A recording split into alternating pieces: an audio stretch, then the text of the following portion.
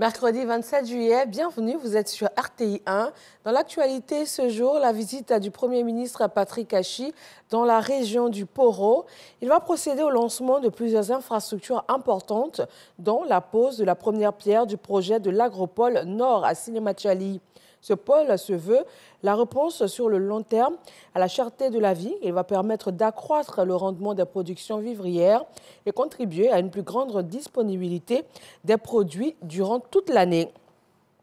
Le ministre de l'Intérieur et de la Sécurité, Vagondo Diomondé, s'est rendu au Libéria pour la célébration du 175e anniversaire de l'indépendance du pays. Il était également porteur d'un message du président Alassane Ouattara. 4 chefs d'État de l'Afrique de l'Ouest étaient aux côtés du président George Weah, qui a dit son engagement à œuvrer pour le développement de son pays.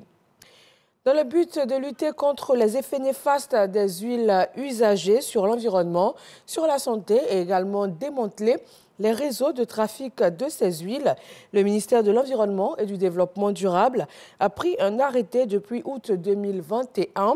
Aujourd'hui, l'une des réformes de l'arrêté requiert un agrément pour collecter et revaloriser les huiles usagées. La Côte d'Ivoire produit environ 10 000 tonnes d'huile usagée par an. Et les conséquences de ces lubrifiants dénués de leurs substances sont légion. L'altération de l'esthétisme de l'environnement, la pollution des eaux et de l'air et la favorisation des cancers de la peau et du poumon. Pire, ces huiles usagées sont parfois commercialisées illégalement selon la direction des déchets industriels et substances chimiques, échappant ainsi aux règles de recyclage et d'hygiène. Face à ces menaces environnementales, le gouvernement monte au créneau, d'où l'adoption d'un arrêté en août 2021 par le ministère de l'Environnement et du Développement durable et mis en vigueur en juin 2022.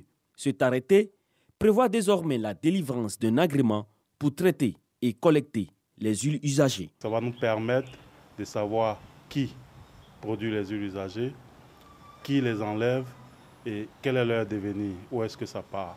On a une réforme sur l'exigence d'une certification ISO 14001 et puis MAS qui va s'imposer désormais à tous les traiteurs. Ce secteur est un emploi vert et aujourd'hui avec la nouvelle réglementation, les responsabilités sont situées. On a parlé de la RSE, on a parlé de la responsabilité du producteur quant à l'utilisation de ce produit et le recyclage de ce produit pour épargner l'environnement sur les effets nocifs de ces produits-là. Les parties prenantes de la commercialisation d'huile usagée apprécient les réformes.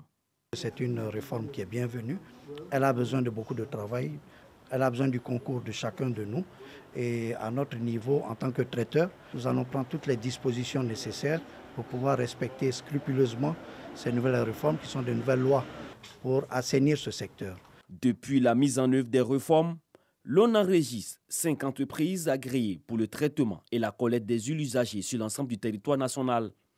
Les opérateurs illégaux s'exposent à des sanctions pécuniaires et peines privatives de liberté. La Confédération des PME-PMI a décidé de former ses membres, de leur apprendre à mieux suivre les procédures de passation de marchés publics.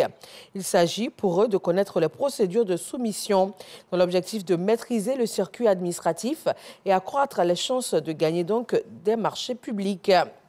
La relation franco-béninoise, la lutte contre le terrorisme, la sécurité alimentaire, autant de sujets abordés par les présidents du Bénin et de la France.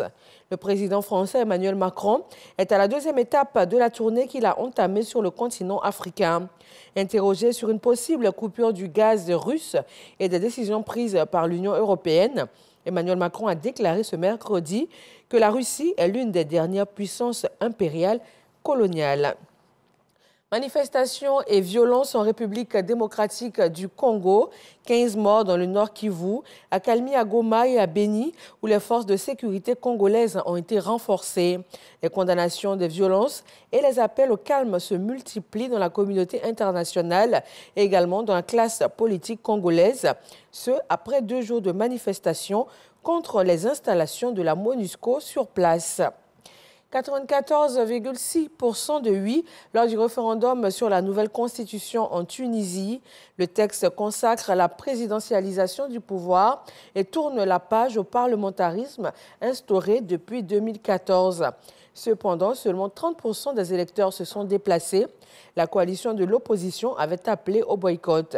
Et ce changement fait craindre à l'opposition, comme aux analystes, une dangereuse régression démocratique.